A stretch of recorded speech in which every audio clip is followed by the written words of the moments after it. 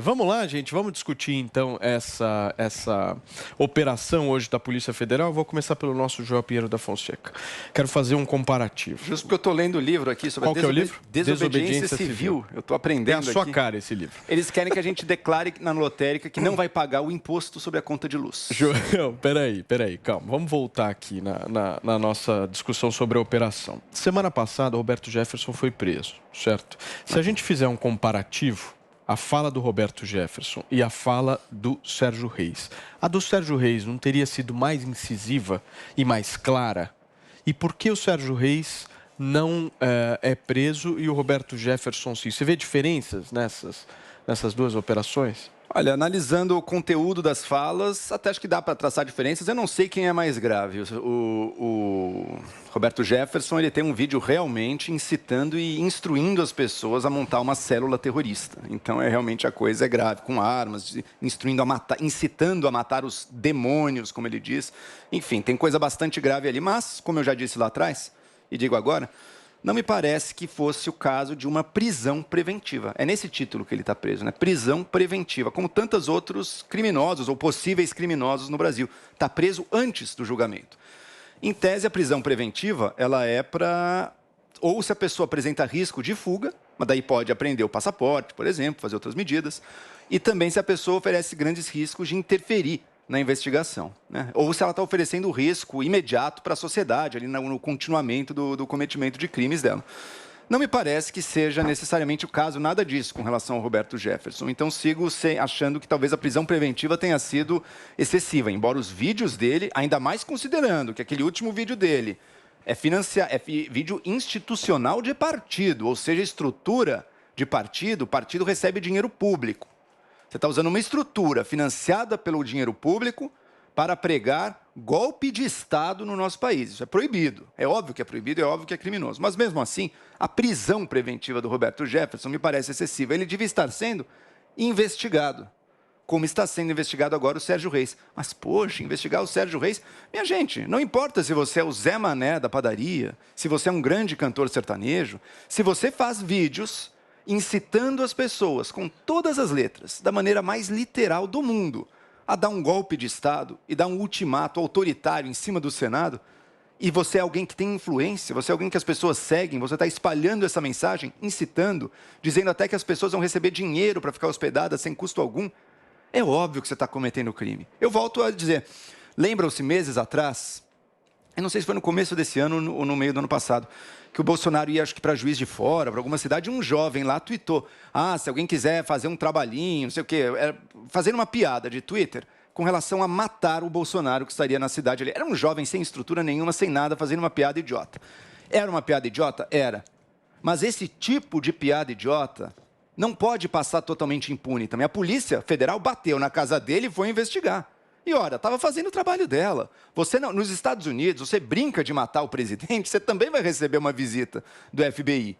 Essas coisas, ainda mais em público, assim, nas redes sociais, que o negócio pode se expandir, chegar a milhões de pessoas, não é brincadeira, não é impune. Então, o cara foi investigado. Sérgio Reis também será investigado. E, olha, infelizmente, eu morro de simpatia pelo Sérgio Reis, gosto das músicas, assisti Rei do Gado, mas, infelizmente ele tem que ser investigado. O que ele fez é criminoso, não dá.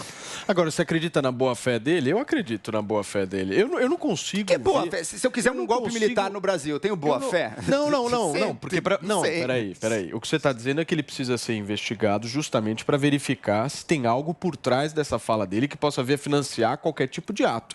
É para isso a investigação. Ou você quer financiar a opinião dele, aí você quer investigar a opinião dele. Incitar um golpe de Estado é criminoso, Paulo. Mas como é que você investiga isso, Joel? Você investiga o quê? Esse é o ponto. O que está se investigando hoje, no caso do Sérgio Reis, é também, se tem um financiamento, se tem uma organização e um financiamento. É isso, mas não a opinião dele. Não, mas foi ele que incitar a violência. esse Primeiro ponto, incitar a violência não é uma opinião. Se eu disser, eu quero que vocês matem o Paulo Matias, eu vou estar cometendo um crime. A polícia vai me investigar. Mas isso que eu falei já é patentemente criminoso. Tá? Você que está na rua, pega uma faca e mata esse cara. Isso é criminoso. Então, isso em si já é o crime. É óbvio que ela também vai investigar se tem algo mais atrás. Bruna, eu quero te ouvir também. Em primeiro lugar, seria bom que o Supremo, todos os campos, né, que fazem parte desse tipo de trabalho no Brasil, tivessem o mesmo ânimo para investigar crimes que realmente foram feitos, além da incitação, ou pelo menos imaginações de incitação ao crime, né? A facada do Bolsonaro continua aí e ninguém até hoje se interessou tanto em saber quem foram os mandantes, né? É um negócio que choca, porque eu tô falando, você espera, cara. Você espera aí. Bruna. Então é o seguinte, qual que é o problema? Eu vejo a situação com um olhar, eu acho que é muito mais grave do que o que o João aponta. Tá? Por que eu acho que é muito mais grave? Porque o que a gente tem no Brasil é um ânimo real de possibilidade de você ter sublevação social. Inclusive, a gente recebeu esse livro aqui que eu brinquei com você, chamado Desobediência Civil Organizada, justamente de pessoas que estão percebendo que a convulsão social pode ocorrer no Brasil, e aqui você tem uma proposta de fazer isso de maneira organizada para não afetar a sociedade civil, porque a gente sabe que se você tem sedição partindo do povo, o passo daí para uma guerra civil é muito curto, e as pessoas não querem isso. Isso atrapalha todo mundo, tá? Agora, o que acontece no Brasil hoje? A gente tem uma insatisfação violenta por parte de uma camada considerável da população com as pilhas de crimes que não são investigadas no STF. Você tem todo um Congresso, todo um Senado empilhando, pegando pó, as denúncias pegando pó no STF, e você não vê Alexandre de Moraes com celeridade para investigar Renan Calheiros. Você não vê ministro esse ou aquele com celeridade para investigar todas as figuras do Centrão que mereceriam ser investigadas. Então, isso a gente não vê. E aí, de repente, você vê no dia seguinte todo mundo indo na casa de um que xingou o outro. Não acho adequada a conduta do Ottoni de Paula? Não acho, porque acho que, infelizmente, ele perde a razão. Né? É inadequada como foi a do Daniel Silveira.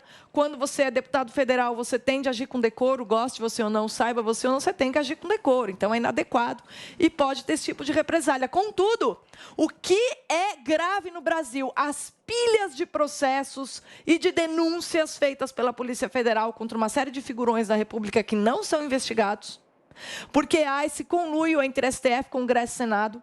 E, enquanto isso, a sedição popular vai tomando corpo.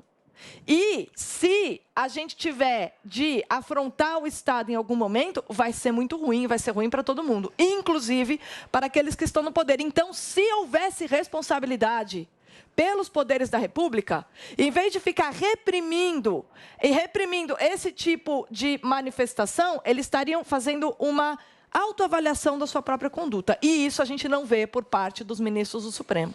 Ok, Joel, vai lá. Só retomando, eu espero que o Sérgio Reis seja preso? Não, sinceramente, eu não espero que ele seja preso. Eu acho que o crime dele, essa incitação aí ao golpe e ao levante popular, a sublevação, que é criminosa. Ele estava propondo usar a violência para ameaçar, inclusive, a vida de pessoas ali, se a vontade dele, quanto a voto impresso, não fosse aceita. Ou seja, uma conduta criminosa mesmo.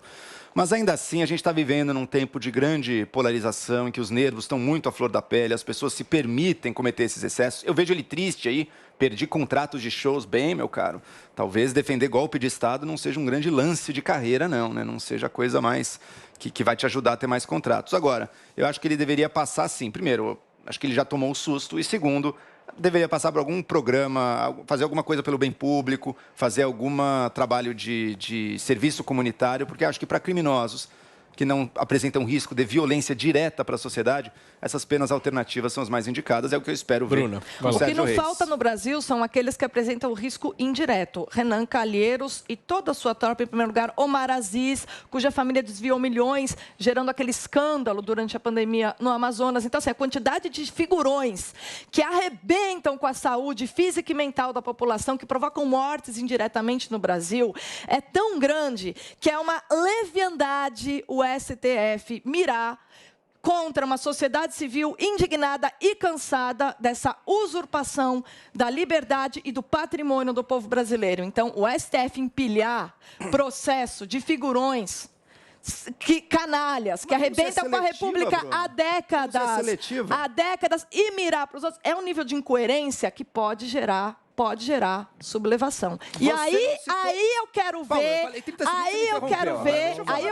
Paulo, não concluí, cara, espera aí. Aí eu quero ver o STF se preocupar, porque a gente pode chegar nesse momento, se continuar havendo abuso em vez de autocrítica. Olha a seletividade do argumento bolsonarista. Não citou Ciro Nogueira. Falei do Bolsonaro aqui? Não citou Ciro Nogueira. Pode citar, põe na lista. Arthur Lira. Põe na lista. O combate à corrupção é prioritário no Brasil. Eu quero ver agora, então, do governo. O governo tem algum comprometimento com isso? Cadê a PEC da prisão em segunda instância? É o STF Cadê o que fortalecimento? Não, o STF já leu a Constituição. Tem que ter uma PEC para mudar isso. O STF tem que investigar. Todos os investigados estão pegando pó, Joel. Cadê as indicações? Ciro Nogueira, Arthur Lira, tudo pegando pó. Por favor, não me interrompa. Cadê as indicações do Ministério Público? Não com Augusto Aras, que é o inimigo jurado da Lava Jato, inclusive enterrou a Lava Jato, mas que levasse adiante a investigação de corrupção. Tem zero. Até o filho do Bolsonaro votou contra a CPI da Lava Toga ali atrás. É óbvio que da parte do governo agora, investigar a corrupção é zero. E isso é um grande retrocesso para o país. Agora, investigação de corrupção que tem que ser feita com todos. É Renan, mas é Ciro Nogueira também, é todos. Isso não anula a necessidade, sim, da democracia se defender de ataques golpistas diretos que querem ameaçá-la. Uma coisa não exclui a outra. Que nem tem um cara roubando ali. Ele não foi preso. Então não vai prender aquele outro ladrão que roubou também. Um erro não justifica o outro. Okay. Não tem cabimento nenhum nisso. Para fechar, a coisa é muito simples, né? Não existe você ter... não há autoridade nenhuma no poder em geral do Brasil, no Supremo Tribunal Federal, eles não têm autoridade nenhuma enquanto eles não cumprirem o seu papel. Como disse muito bem o Zé Maria, foro privilegiado. O Sérgio Reis é um cidadão, poderia estar sendo investigado por polícia, naturalmente, se houvesse necessidade de investigação. Pelo Supremo, tem cheiro de golpe. Ok. Vini, você quer fazer uma pergunta para o Zé? Quero. Ô Zé, essa operação de hoje deve reverberar no presidente da República, Jair Bolsonaro? Ele deve ter algum tipo de reação?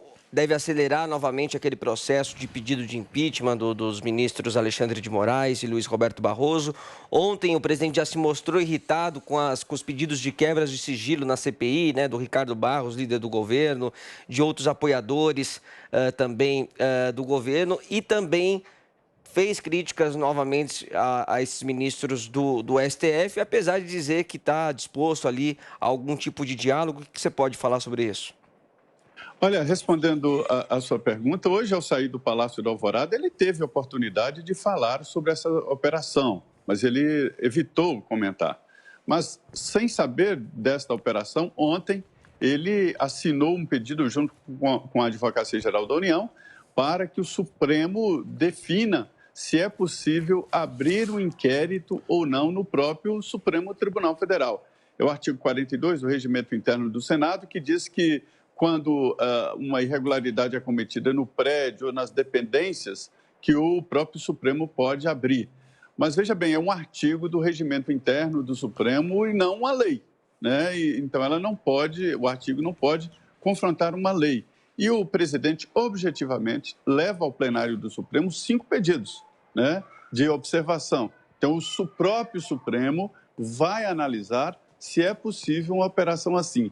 Esta, especialmente, não teve origem no ministro Alexandre de Moraes. Foi um pedido do Ministério Público, da Lindor Araújo, e que o relator do processo, Alexandre de Moraes, assinou.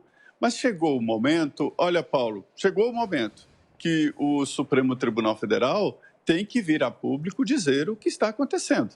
Eu sei de alguns detalhes desta investigação, mas por esta operação, parece que existe um grupo formado. E numa revolução, existem vários tipos de participantes. O que faz a bandeira, o que faz o hino e o soldado que pega na arma, o que dá dinheiro. O pessoal aí do produtor rural já veio a público dizer que sempre defendeu a democracia e que não está do lado. A fala do Sérgio Reis induzia a pensar que existia um grupo de financiamento desse movimento que está sendo investigado. A decisão do Supremo vai além, a busca e apreensão chega a um caminhoneiro chamado Zé Trovão, que é um dos líderes aí do movimento, que é dividido, né? E impede que todos se aproximem a 1 quilômetro da esplanada dos ministérios, então, e da Praça dos Três Poderes. Então, é uma situação em que o Supremo tem que vir a público e dizer, olha, está acontecendo isso e isso, existe um grupo assim e assado. Do contrário, todos vão imaginar que estão os ministros do Supremo guerreando contra moinhos de vento.